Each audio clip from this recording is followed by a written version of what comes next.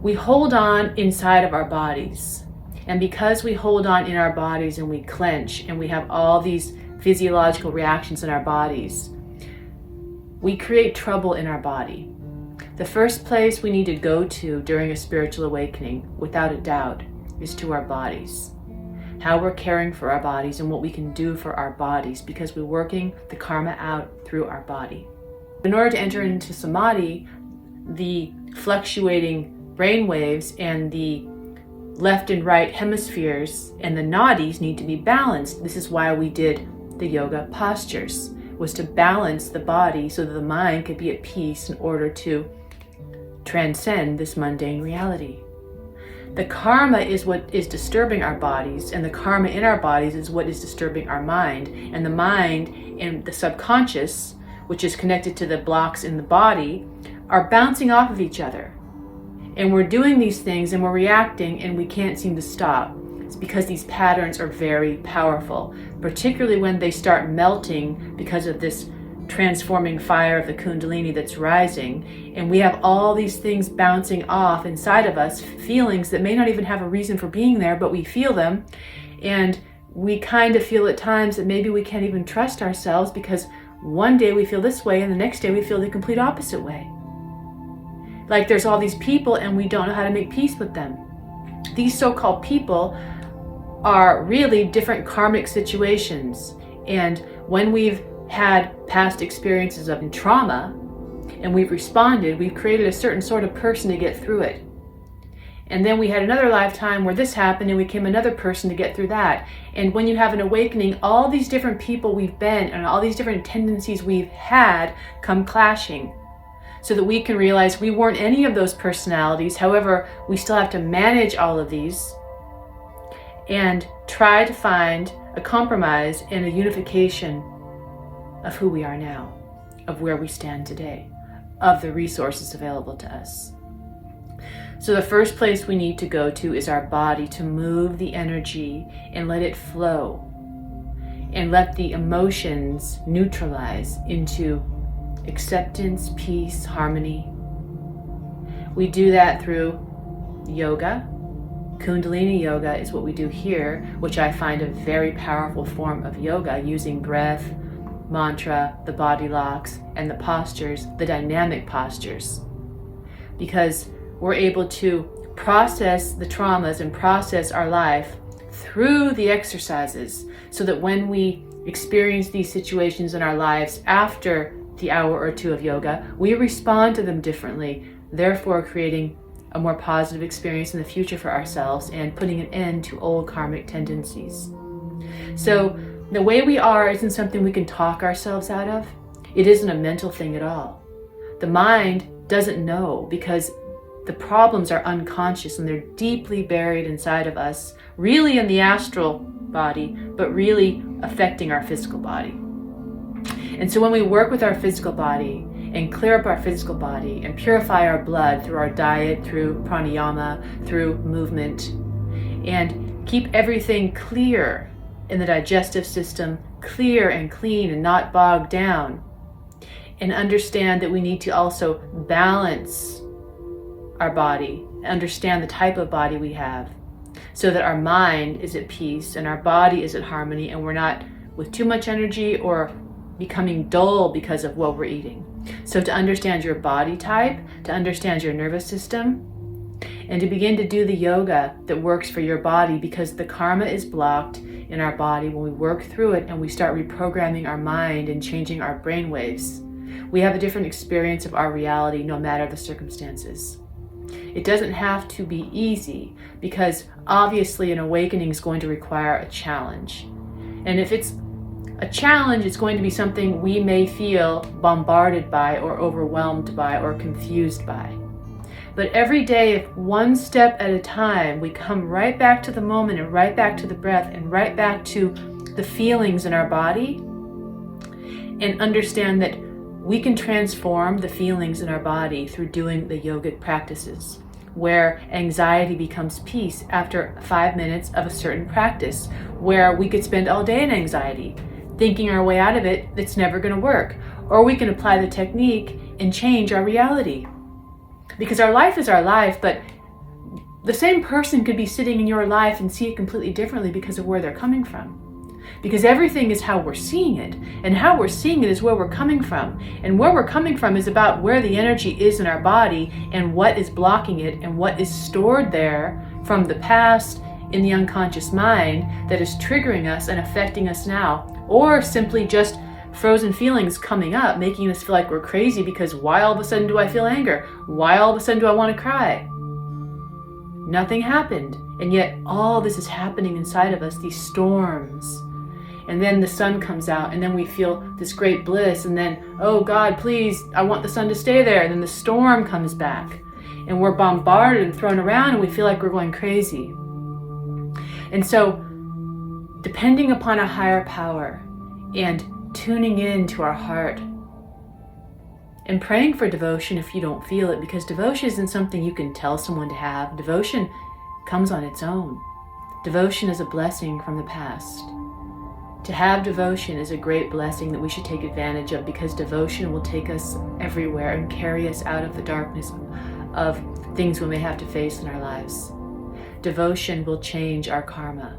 Devotion will cleanse us. Devotion will lift us up. It's a pure form of love, and it allows us to surrender and to trust. And we may have moments where we go up and down with that, but if we keep doing the practices that bring us back to our heart, and when we keep paying attention to how we're holding on, and when we just don't give up, no matter how it feels like we've been doing this forever and we're not making progress because we thought we did and then we fell back, it's part of the program. It's a long process of renewal and basically teaching your body in a very deep way how to recycle the past into now, how to recycle the darkness into life, how to use our body as a recycling mechanism, so that we have to face what's in there and what we've been through, but we also have to change it into something else. The transmutation, or the alchemical process of a Kundalini awakening, is what we're really talking about. Is that the darkness doesn't go, the darkness is transformed. The darkness is made into light because of our consciousness and how we deal with it. And so that is an equation that is magical. And we have the ability to choose. And so therefore, it's all, the avalanche has come down, this thing has been awakened, and what magical thing is going to happen in that spark of light that we are, that we're going to choose this direction that changes how that avalanche affects us. Or we could choose this direction and we could be buried. The grace of our good karma has brought us to this point. And when we have faith and when we trust, there are mysterious and magical forces at work in this universe that will lift us and help us. But we have to put the effort. We have to do the long-term effort. Nobody is going to drop anything on our doorstep. Everything we get has got to be earned, because that is karma. That is how this universe works. And so there's always a price to pay. But we can just assume that we're here to pay back our karma. That if we have all sorts of good things happening to us, that's us using our good karma from the past. But what we really want to do during an awakening is get rid of the bad karma. Neutralize the past. Become something more than just your ordinary, everyday worker bee human, accepting their fate. Become something mystical and magical, because when you understand what we are in a mystical and magical place with many humans so dumbed down, they don't even pick up on the subtle reality of what we actually are a part of, which is a divine celebration of life. But within life, death exists because things change. For something to be born, something has to die. There's nothing wrong with that. It's just that we have to understand that we can't live life until we're okay with death. And that means every moment letting go of the past, every moment letting go of the last moment, letting go of how we get hung up on, oh, I did it wrong, oh, I said it wrong, oh, I'm not enough. It's like, maybe, maybe not, but who cares? Keep going. Keep flowing. Go to the river and watch the pure water, how it never stops moving. And all those rocks and all those obstacles that might have been in the way get worn away by the water. The water actually is more powerful than the block. So when we keep flowing with that devotion and that light, all blocks will be removed. You keep doing your spiritual practice, everything will come your way. You keep taking responsibility for your ordinary human life, which is part of your spiritual practice, and things will fall into line.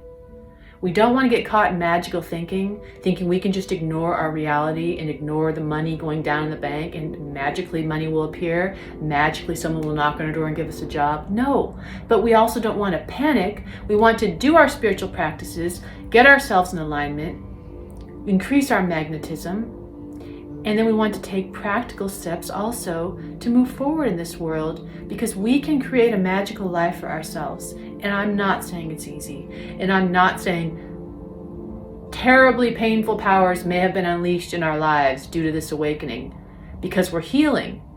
And so healing means acknowledging the wound.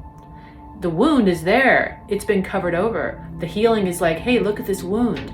And the wound hurts for a while. But the medicine, we need the medicine, the spiritual medicine to heal.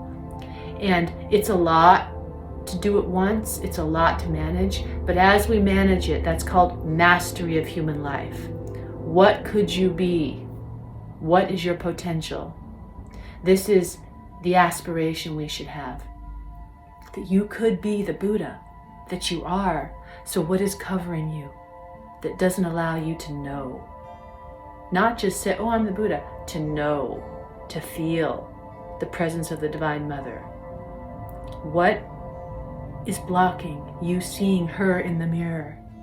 What is blocking you seeing her in your eyes and hearing her in your voice? What is blocking is the karma. What is blocking is the heaviness of this realm of materialism. What is blocking is veils covering the mind because of who we think we are, and our personality that needs to be so strong to survive is actually holding us back from letting go and letting God wash through us and move through us and be us.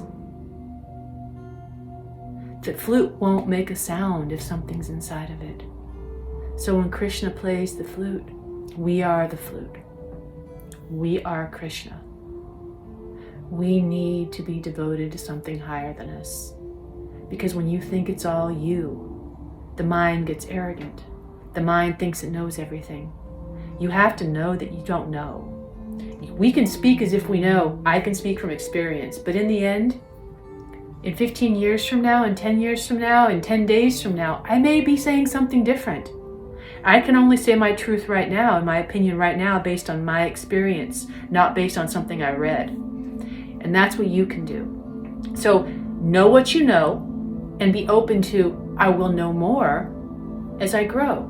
And then trust yourself and trust life, because you have to trust where you're coming from, but you also have to acknowledge that there may be self-sabotaging things going on in the undercurrents of your life.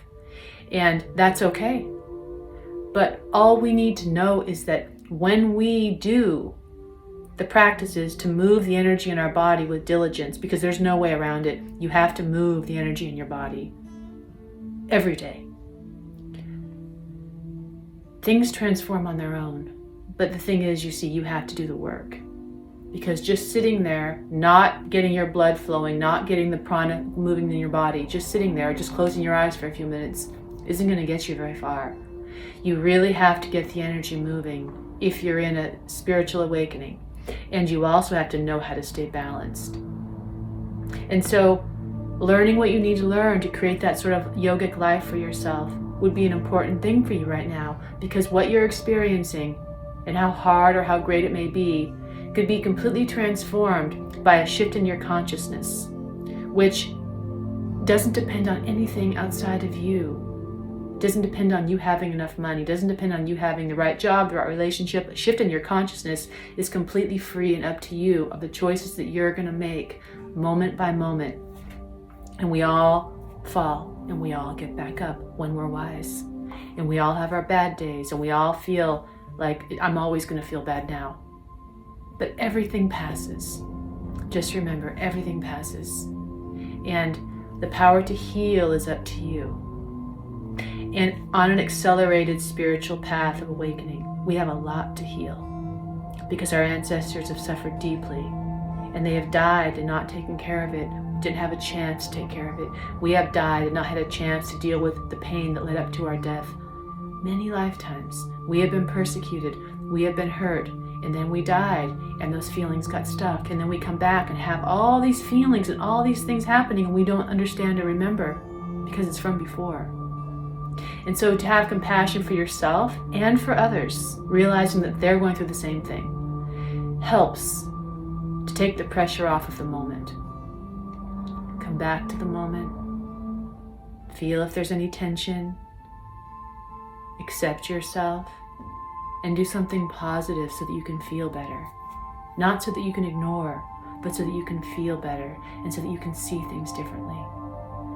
Breathing, yoga, praying, eating healthy, clean up your house, go to the river, take a walk. All these things will connect you to the divine in a very simple way. Because this is our life, and it's a short life. But when we pull the magic of the Divine Mother and the grace of the prana everywhere into our bodies, we can remain eternally youthful and buoyant up to the very last breath. And then our spirit flies into the light. We can know that light now before we leave our body, and we can live in peace, and we can live in grace. Om Namah Shivaya.